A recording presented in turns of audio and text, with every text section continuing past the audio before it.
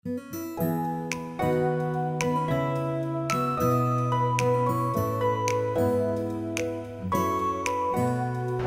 be with you. I'm Barje. I'm Mike. I'm Fernan, and this is Usapang Tinapay. Magandang gabi. Maulang gabi. Maulan. Welcome po ulit sa another episode ng Usapang Tinapay. Yes. Tayo po ngayon ay nasa 26th week in Ordinary Time. At ipinagdiriwang din po natin ang National Seafarers Day and Migrants Sunday. Amen. Okay, so simulan na natin mga brothers na unang pagbasa ay babasahin ni Brother Mark. Okay, so unang pagbasa mula sa aklat ni Propeta Amos. Ito ang sinasabi ng Panginoong makapangyarihan. Kahabag-habag kayong namumuhay sa maginhawa sa Siyon. Kahabag-habag kayo na nahihiga sa magagarang kama at nagpapahinga sa malalapad na himlayan. Habang nagpapakabusog sa masasarap na pagkain. Lumilikha pa kayo ng mga awit sa saliw ng mga alpa tulad ni David. Sa malalaking mangkok na kayo umiinom ng alak at mamahaling pabango ang ipinapahid ninyo sa katawan. Ngunit tinatangis na ba ninyo ang darating na pagkawasak ng Israel? Hindi. Kaya nga, kayo ang unang ipatatapon. Matitigil na ang inyong mga pagpipiging at pagsasaya. Ang salita ng Diyos. Salamat sa Diyos. So yun, Bro Mark, no, sa iyong binasa, so paano mo siya mai-interpret, bro? Okay, so yung context kasi nung natin, nung binasa natin sa Poesy, pinakita dito yung mga ginagawa ng mga taong masagana yung buhay. Sabi pa nga, kumakain ng masasarap na pagkain, nakahiga sa mga malalapad, mga komportabling higaan, etc. Ibig sabihin, kumbaga dinedescribe lang kung paano namumuhay yung mga mayayamang tao. No? Ngayon, yung mensahe sa atin dito ay binibigyan tayo ng warning o babala ni Propeta Amos. Kasi mahirap ngayon, sabihin na nating namumuhay tayo sa kasaganaan, no? Namumuhay tayo sa karangyaan dito sa mundo, no? Marami tayong pera, marami tayong nabibili, marami tayong mga ari-arian, ang sarap ng buhay natin, no? Marami tayong kung ano-anong mga bagay na hindi natin talaga kailangan. Pero yung mga yun pala ay nonsense, no? Nonsense pagdating natin sa pag tayo namatay na. Pag tayo namatay na. So, ay pinapakita dito na yung lahat ng yun ay hindi natin maladala sa langit. No? At bagkus, ito pa yung magiging kumbaga ito pa yung magiging sanhi ng pagkakaroon natin ng kasalanan. No? So, paano tayo magkakaroon ng kasalanan dahil sa mga karaangyan na yan? So, dami nating gamit, dami nating pera, pero kung yun ay sinasarili lang natin, doon tayo nagkakaroon ng kasalanan. No? Yung ang dami mong pera, ang dami mong resources, pero hindi ka nakakapag-share, doon tayo nagkakaroon ng kasalanan. No? So, hindi lang siya di ba? Sinasabi natin, yung pagkakaroon ng kasalanan, pag gumagawa ka lang ng mali, pag gumagawa ka ng masama. So, ang mas masama pala, ang mas masakit na katotohanan, ay yung meron kang magagawa, pwede kang tumulong, kasi nga marami kang resources Marami kang pwedeng i-offer, pero hindi mo ginawa. No? Kumbaga, pwede ka sanang tumulong, pero hindi ka nakatulong. Kasi iniisip lang natin, wala naman akong ginagawang masama Kaya lang, wala ka rin ginagawang tama. Wala ka rin ginagawang mabuti. So, kasalanan pa rin yun. Parang, yun yung normal na thinking kasi natin Wala tayong pakialam kasi. Wala tayong pakialam. Tayong mga tao na pag tayo, komportable tayo sa buhay natin, okay naman kami ng pamilya ko. Pero ang hindi natin nakikita, baka may mga tao o may mga pamilyang na naghihirap na kailangan nating tulungan. Amen. At dapat hindi lang sa pamilya natin natatapos, sa sarili lang natin natatapos, yung pagiging maayos na buhay. Kailangan maging maayos din yung buhay ng iba. Yan. At ikaw yung magiging daluyan nun. Yes. Tama, no? Kasi blessed ka eh. Maraming binibigay sa iyo yung Panginoon. At ikaw bilang pinagbigyan, kailangan daanan ka din no, ng blessing na yon para yung ibang tao may experience din nila yung pagmamahal ng Panginoon through you. No? So, ayun, pinapaalala din sa atin dito na yung kasaganaan na hindi lamang nga dahil sa marami kang pera, marami kang kayamanan, marami kang ari-arian, kundi ang tunay na kayamanan ay yung pagtulong mo sa kapwa mo, sa mga anak din ng Panginoon. No? Yan. Yun yung pinaka-importante na dapat nating isipin na masaya ako. Marami akong blessing. Sana yung mga kapatid ko, ganun din. Kaya tutulungan ko sila. No? Yung blessing hindi lang titigil sa'yo. Yeah. Yung blessing kailangan dumaloy. At nang sa gayon, yung sinasabi dito sa binasa natin na yung mga karangyaan, komportableng buhay, maraming pagkain, maraming alak, hindi siya maging kasalanan. Yeah. Amen. Kasi nga, yung mga dumadating sa'yo, ay isinishare mo din. Tama. At nararamdaman, na-experience ng ating mga kapatid, yung mga karangyaan din na yun na nagmula sa Diyos. Na hindi lang ikaw yung nakakaranas. Yun yung sa akin. Amen. Yan, nice. Galing, no? Parang karugtong to, no? Last week. Last episode natin, no? Amen. Amen.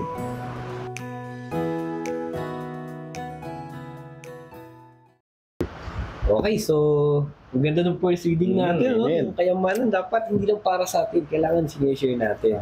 No? Ngayon naman, pakinggan po natin yung ating second reading na babasahin ni Brother Fernand. Pagbasa mula sa unang sulat ni Apostol San Pablo kay Timoteo. Ikaw na lingkod ng Diyos, sikapin mong mamuhay sa katuwiran, kabanalan, pananalig, pag-ibig, pagtitiis at kaamuan. Gawin mo ang buo mong makakaya sa pakikibaka alang-alang sa pananampalataya at kakamtan mo ang buhay na walang hanggan. Yamang diyan ka tinawag ng Diyos na ipahayag mo sa harapan ng maraming saksi ang iyong pananampalataya. Sa ngalan ng Diyos na nagbibigay buhay sa lahat ng bagay at sa ngalan ni Kristo Jesus na nagpapatotoo sa harapan ni Poncio Pilato, iniuutos ko sa iyo.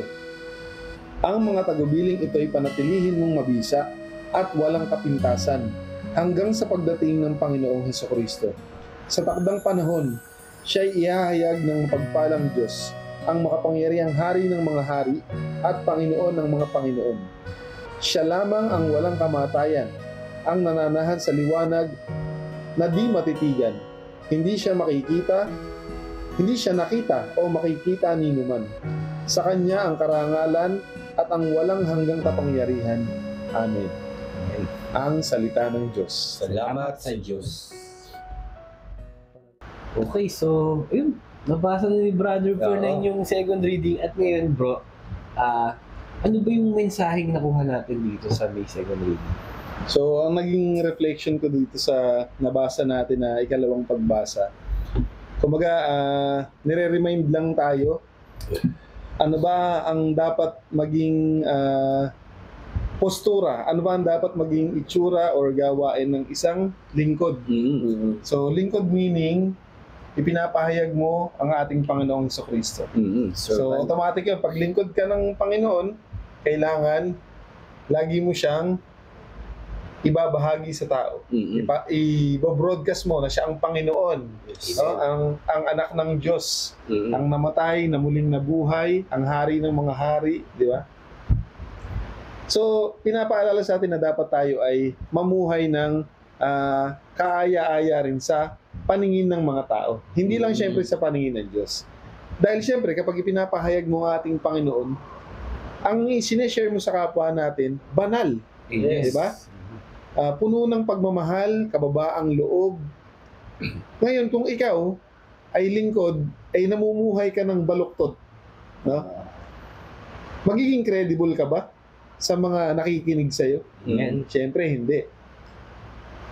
Pinapaalala sa atin na kailangan takbuhan natin yung mga maling bagay. Lumayo tayo, no?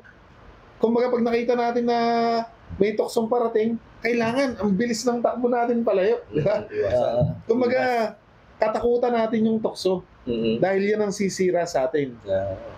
At pagdating naman sa pagpapahayag ng mabuting balita, pagdating naman sa pagpapakalat ng ating pananampalataya, kailangan naman tatakbo ka naman papunta ron. Pasugod ka lagi. Di ba?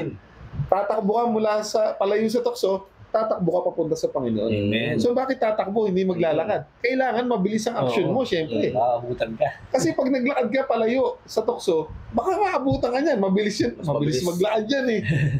Pagka naman papunta ka kay Lord at hindi ka tumakbo, baka naman maiwan ka. Kasi ang bagal mo. Ibig sabihin lang mga kapatid, yung pagpapanibagong buhay mo bilang ikaw ay isang lingkod ng Panginoon, kailangan bilisan mo. Na? You take action agad. No, huwag mo ipagpaliban. Hindi, sige, bukas na lang. Magpe-prepare muna ako, Lord. Hindi ganun. Si Lord, pag tinawag ka na niya, kung anong itsura mo ngayon, yan na mismo yung tinatawag niya. Kaya, bilisan mong magbihes. Magbagong anyo. Kumbaga, itapon mo na lahat ng hindi magandang nasa iyo. Dahil ang nire-represent mo or ang ipinapahayag mo ay ang ating Panginoon. Amen. And, kailangan, kapag ipinapahayag mo ang Panginoon ang kanyang mabuting balita, panatilihin mong puro at dalisay ang iyong intensyon. Amen. Huwag mong gagamitin si Lord para ikaw ay sumikat, para ikaw ay magkapera. Di ba? Kailangan yung purong essence, yung purong mensahe na ibinilin sa iyo ng Panginoon. Ihayag mo ang mabuting balita na si Jesus ay namatay at muling nabuhay. Kailangan ang intensyon mo ay talagang ihayag lang na ang Panginoon ay ang dakila nating tagapagligtas. Amen. Walang pansariling intensyon, kumbaga. Tama. At yung mga bilin niya, gawin mong sagrado, wag mong baguhin, wag mong baguhin yung message, no? Ikaw ay tagapagsalita ka lang, ha? Hindi ka interpreter. No? Hindi ka mag-i-interpret. Itatawid mo lang. Kung ikaw ay hininga ng opinyon, at kagaya ng ginagawa natin, nagbibigay tayo ng opinyon sa mga narinig natin, sa mga nabasa natin, di ba? Kailangan, ang ibibigay mo ay opinyon mo na base sa iyong pananampalataya. Amen. Kailangan, nagdasal ka. Hiningi mo ang guidance ng Holy Spirit. Nag-aral ka, nagsaliksik ka, no? Hindi ka gagawa ng sarili mong doktrina. No? Ikaw ay tao lang. Tandaan natin, lingkod niya eh. Di ba? Ayan, no? Ikaw na lingkod. Tayo ay tagapag-serve lamang. No? Hindi tayo ang may-ari ng mensahe, kaya wala tayong karapatan na baguhin ang mensahe at wala tayong karapatan na sirain ang sarili natin dahil tayo ay pag-aari ng ating Panginoon. Amen. Amen. Amen. Let's go. Thanks.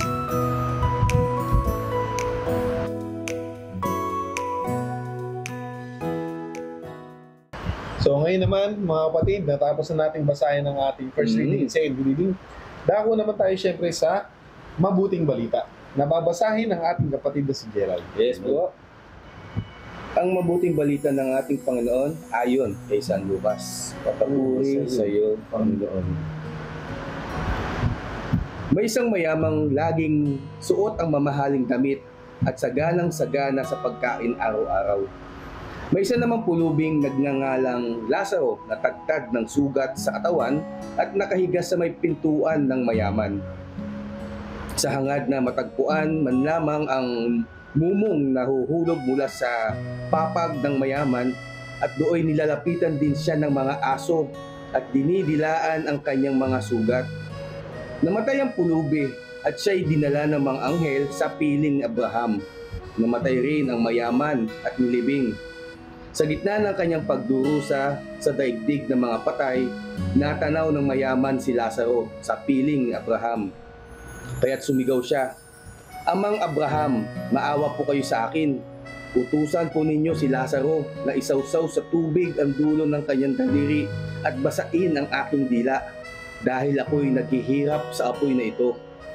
Ngunit sumagot si Abraham, "Anak, alalahanin mong nagpasasa ka sa buhay noong ika'y nasa lupa, at si Lazaro naman ay nagtiis ng kahirapan. Subalit ngayon ay inaaliw siya rito, samantalang ikaw naman ay nagdurusa diyan. Bukod dito, may malaking bangin sa pagitan natin, kaya't ang mga naririto ay hindi makakapunta dyan, at ang mga nariyan ay hindi makakapunta dito." Ngunit sinabi ng mayaman, "Kung gayon po, Amang Abraham, pinapakausap kong papuntahin na lamang ninyo si Lazaro sa bahay ng aking ama, sa aking 5 kapatid na lalaki. Suguin po ninyo siya upang sila ay bigyang babala at nang hindi sila humantong sa dakong pagdurusa." Ngunit sinabi sa kanya ni Abraham, "Nasa kanila ang kasulatan ni Moises at ang mga propeta. Iyon ang kanilang pakinggan." Sumagot ang mayaman, "Hindi po sapat ang mga iyon. Ngunit kung magpapakita sa kanila ang isang patay na muling nabuhay, magsisisi sila at tatalikuran ng kanilang mga kasalanan." Sinabi naman sa kanya ni Abraham, "Kung ayaw nilang pakinggan ang mga sinulat ni Moises at ng mga propeta, hindi rin nila paniniwalaan kahit ang isang patay na muling nabuhay." Ang mabuting balita ng ating Panginoon. Pinupuri ka namin, Amen. Panginoon Kristo. Ang ganda ng gospel natin ngayon. no? Oo. Grabe si So, Lazarus. Yung binasa natin ngayon, medyo mahaba siya. Pero, syempre, siksik ito sa mensahe. Oo. Brother Jay, Totoo. paki-share mo naman sa amin yung reflection mo dito sa ating mabuting balita. Opo, no? Ito ay tungkol sa istorya ni Lazaro at sa mayaman. No? So si Lazaro dito ay isang mahirap lamang, na si Lazaro ay ando doon lamang sa bahay ng mayaman. Di ba nabanggit ko, nasabi ko kanina, binasa ko na yung mga mumu ng mga mayaman na kumakain, siya yung sumasalo. Sumasalo, no? Pero mga kapatid, kung tutuusin, kung mabibigyan natin ito ng pagninilay, wala namang ginagawang masama yung mayaman, no? Hindi niya naman pinaalis, hindi naman pinagtabuyan, hindi niya naman ginawa ng masama si Lazaro. Pero ang nakakalungkot lang, walang binigay na tulong o mabuting gawa yung mayaman dito kay Lazaro. Yes. Alam naman ng mayaman na ando doon si Lazaro, nakaabang, siguro naghihintay ng kahit anong bigay, kung anong limos o kung anong bagay. No? Pero ang nakakalungkot nga, nasabi ko, walang ginawang mabuti itong mayaman na ito, na alam niyang mahirap itong taong to at nakikita niya yung mga mumu na pagkain at dinidilaan pa nga daw ng aso yung mga sugat ni Lazaro, no, mga kapatid. Tapos, sabi nga din dito sa kwento, sa binasa ko pala, ay namatay sila, namatay. Pero itong si Lazaro, ando doon siya sa piling ni Amang Abraham, ang nasabi dito sa Bible, no? At itong mayaman naman, nasa impyerno. So ngayon, itong mayaman, nakita niya si Lazaro na ando doon sa piling ni Abraham. Kaya itong mayaman, inutusan niya pa itong si Abraham. Ibang sabi ng mayaman, "Ama Abraham, pakisabi nga dyan kay Lazaro na bigyan man lang ako ng miski gapatak ng tubig para lang maibsan siguro yung kahirapan niya dun sa impyerno." Mainit Mainit, siyempre mahirap yun, no? Pero anong sabi ni Abraham? Hindi. No way. Gumanon siya, no? Tapos parang nakiusap ulit itong mayaman kay Abraham na, ang sabi, inutusan niya pakisabi na lang po dito dyan kay Lazaro na puntahan niya yung aking mga kapatid at sabihin na bigyang babala na wag na nilang gawin kasi nga ayaw nilang danasin ng mga kapatid niya, hindi nadanas ng mayamang yun. Pero anong sabi ni Abraham? No way, hindi daw. So, sa aking pagninilay mga kapatid dito ay ito ay kwentong klasiko na dapat nating tandaan. Amen. No? 'Di ba ang sabi nga, wala kang ginagawang masama pero gumagawa ka ba ng mabuti? Tama. Ito yung tinatawag mga brothers na the sin of commission. Yeah. Kung medyo narinig natin the sin of commission, ito yung mga bagay na may ginagawa kang masama. At yung pangalawa, yung the sin of omission. No, ito naman yung may ginagawa o wala kang ginagawang mabuti. So, tulad na sabi ko kanina sa kwento ng mayaman na nakikita mo naghihirap na yung si Lazaro, no, alam mo mahirap yung buhay niya, but wala kang binibigay man lang na mabuti o tulong o maganda doon sa taong iyon. Exactly. Oo. Kaya mga kapatid, sa ating panahon ngayon, sa ating pagninilay, kung makikita natin yung mga kapatid natin dyan sa labas, ang daming nangangailangan ng tulong. Amen. Lalo na ngayon sa panahon ng bagyo, mga trahedya na nangyayari sa bansa natin, ang daming nangangailangan ng tulong. Kung ano yung kung ano yung abot na iyong may bibigay, kaya, kung mababaw, malalim ang bulsa natin, bulsa ninyo dyan mga kapatid, may tulong man lang din tayo. Amen. Tandaan natin mga kapatid na mga brothers, si Jesus malapit yan sa mga nangangailangan. Amen.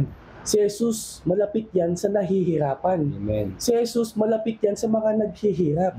Kaya sa bawat tulong, bawat kilos natin sa kapwa natin, nakalista nga yung pangalan natin. Kung talaga gumagawa tayo, tulad ng nasabi ko nakaraan, nakalista ang pangalan ni Brother Fernan, ni Brother Mark, ni Brother King sa langit.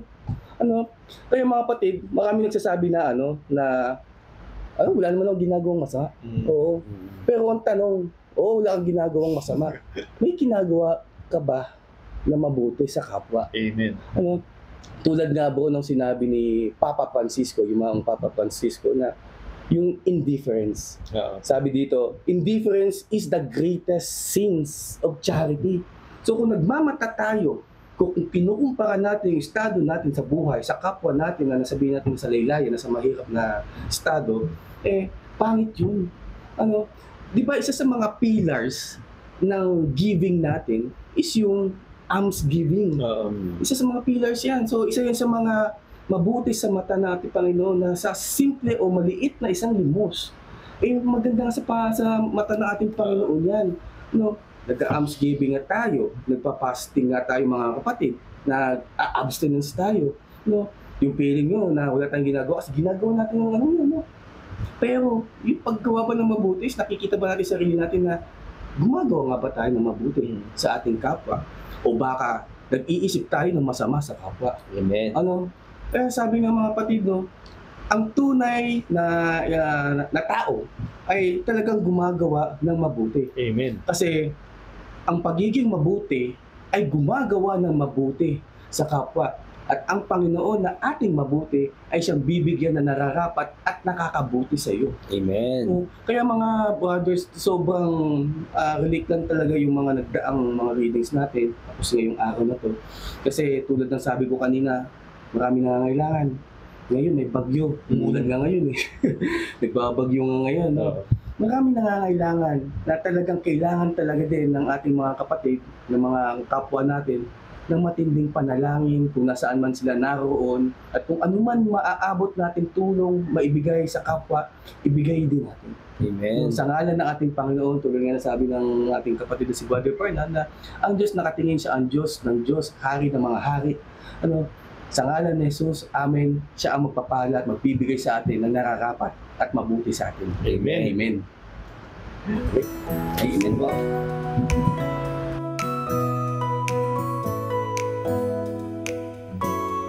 Galing, no?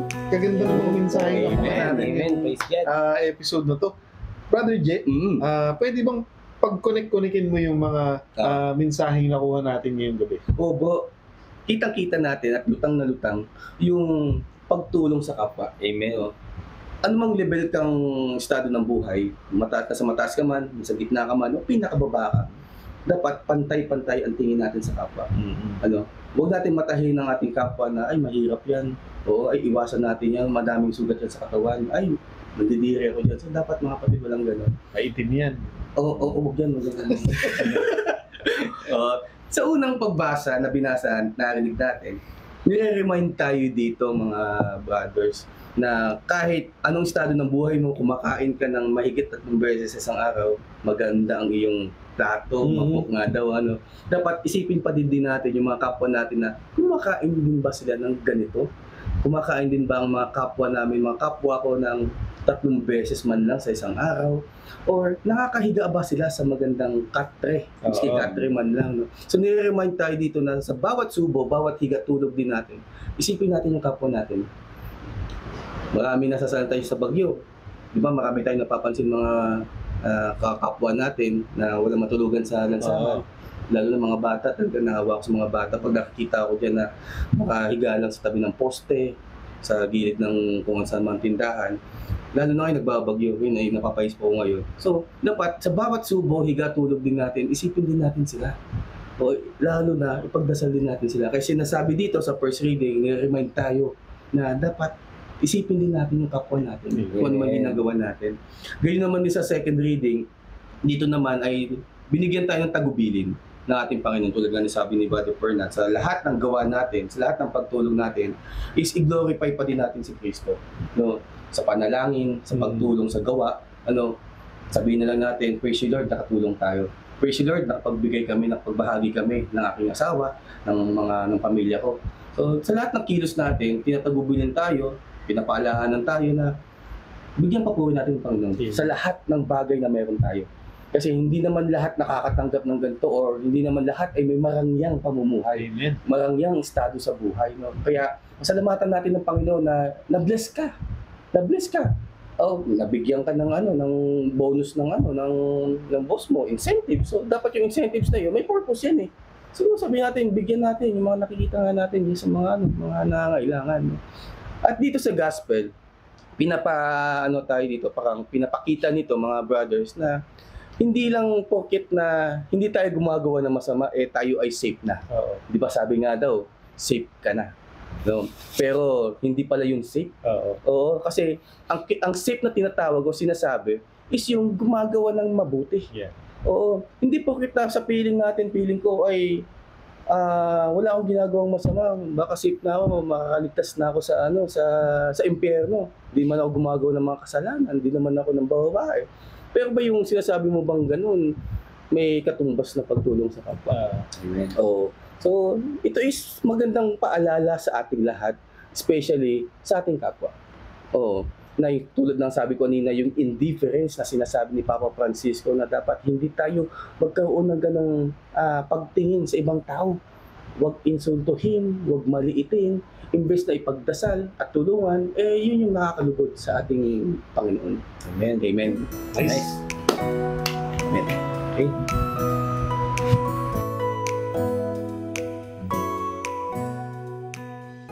So yun mga brothers, so nabigyan na natin siya ng pagdinilay yung mga basahin natin. So dapat tayo mga kapatid sa application. So, Yes. Brother Mark, so paano mo siya ma-apply naman? Okay, so yun, binabanggit, sinasabi natin kanina na pag may blessing, pag mayaman ka, no? Komportable yung buhay mo, marami kang ari-arian, no? Marami kang resources, dapat hindi yun tumigil sa'yo. Yeah. Kailangan mo yun i-share. Amen. Kasi yung pagiging madamot ay kasalanan. Amen. No? Hindi dapat, kasi tayong mga tao, may mga bagay na kailangan tayo. At may mga bagay na hindi natin kailangan pero binibiling natin. No? Yung mga, pag gano'n, ibig sabihin, luho na yun, no? Luho na yun, na dapat, imbis na iluho natin siya, ipangtulong natin sa mga kapatid natin. Kasi, napakabuti ng Panginoon, binibless ka niya ng napakadami, pero kung ikaw naman ay nagiging makasarili sa mga blessing na yon, doon tayo nagkakaroon ng kasalanan. Yes. At maiiwasan natin yon kung yung mga blessing natin, yung mga resources na meron tayo, ay nako-convert natin para makatulong sa ating mga kapatid. Tama. Lalo't higit sa mga nangangailangan. Yun, Yes. talaga. Kasi napakadaming mahirap, Oo. napakadaming walang bahay, walang matulugan, walang makain, mga batang iniwan ng tatay, mga batang nasa lansangan, no? Na talagang kailangan ng tulong. Yes. At walang ibang pwedeng tumulong doon kundi yung mga taong yung mga taong willing, mabubuting tao, mayayaman na tao, na sobra-sobra yung blessing na dumadating sa kanila, no? At kailangan yung puso natin maging ganun, maging pusong matulungin. Yun. Most especially para sa mga taong nangangailangan ng tulong. Yes. At kailangan natin maging sensitive sa mga taong yun. Kasi minsan akala natin, okay na yan, nabigyan na natin ng ng tulong, yung paminsan-minsan na tulong. Pero paano yung mga araw na hindi tayo nakakatulong sa kanila, no? So, kailangan malaman din natin ano ba talaga yung kailangan nila. No? Kasi minsan natulong tayo, yung pala hindi pala yun yung kailangan, no? Bigay tayo ng bigay ng kung ano-ano, mga sobra sa atin na hindi natin kailangan, no? Tapos ipapamigay natin, yun pala hindi naman yun talaga yung kailangan nila, no? Yes. Most especially pag salita ng Diyos ang pinag-uusapan. Yeah. No, kasi tayo mga tao, uho na uho tayo diyan, no? Yung hirap na hirap tayo sa buhay natin. Bakit tayo nahihirapan? Kasi yung buhay natin sinasarili natin. At nakakalimutan nating may Panginoon. Amen. At tayong lahat pwedeng gamitin bilang reminder na may totoong Diyos. May Diyos na pwedeng tumulong sa mga kapatid nating nahihirapan. Tama. At totoo na ang ating Panginoon, mahal na mahal yung mga mahihirap. Yung mga nahihirapan na tayo dapat mahalin din natin sila. No? Amen. Ayun, maging sensitive, no? At eto na. So, sabihin na natin, ng blessing, no? Wala kang maibigay, no? Wala kang mai-share. No, wala tayong financial kasi minsan meron, no? Minsan wala talagang pera. At wala na ba tayong gagawin? No? Meron pa din, no? May mga kapatid tayo na kailangan minsan ng kausap lang. No? Makausap natin, mabigyan natin sila ng advice, no? Mabigyan natin sila ng mga teachings kung paano ba magiging mas maayos yung buhay nila sa tulong ng ating Panginoon. Yun yung pwede nating i-contribute sa kanila, no?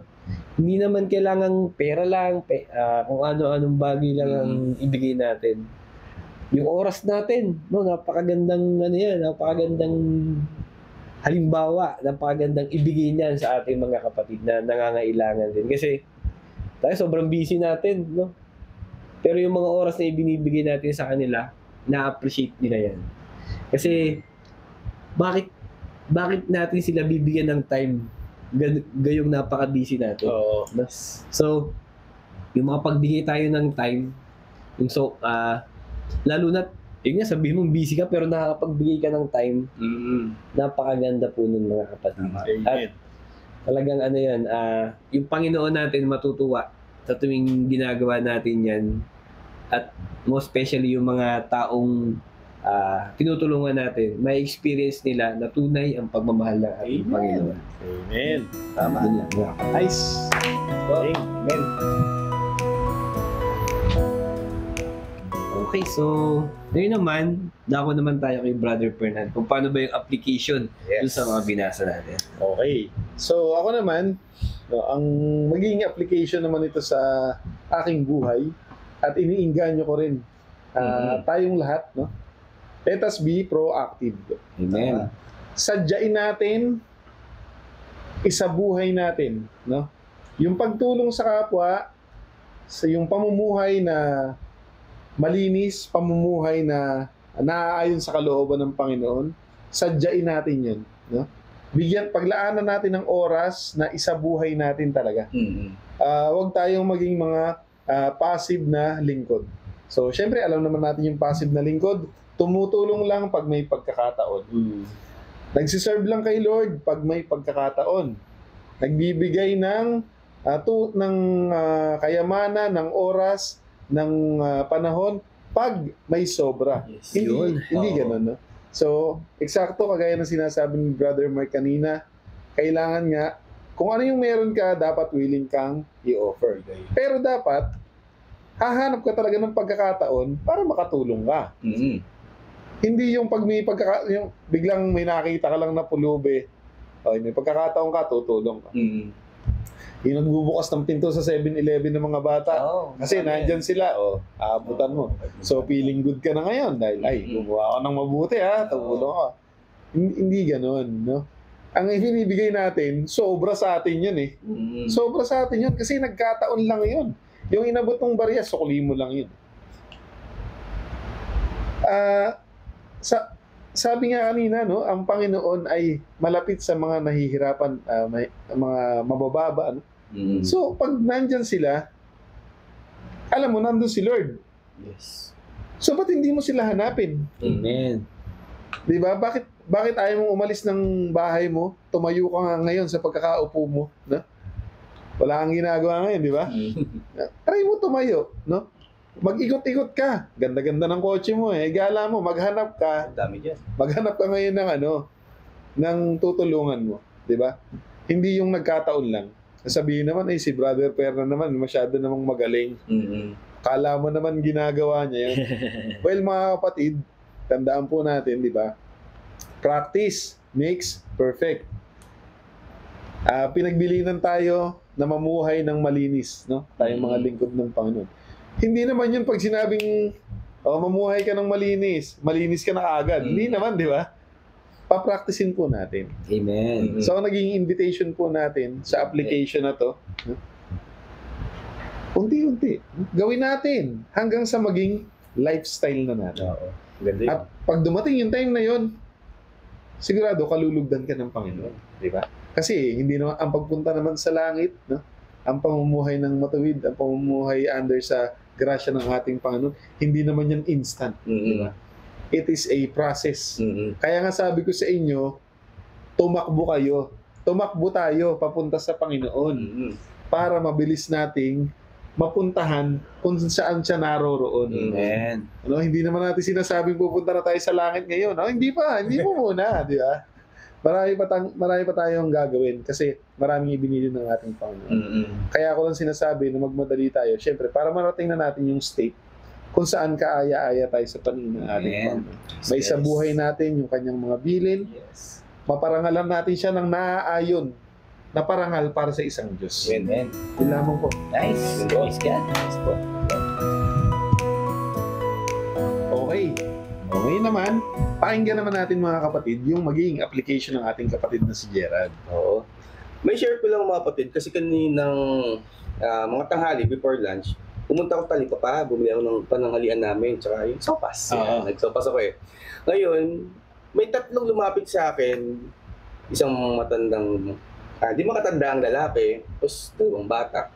Ayan.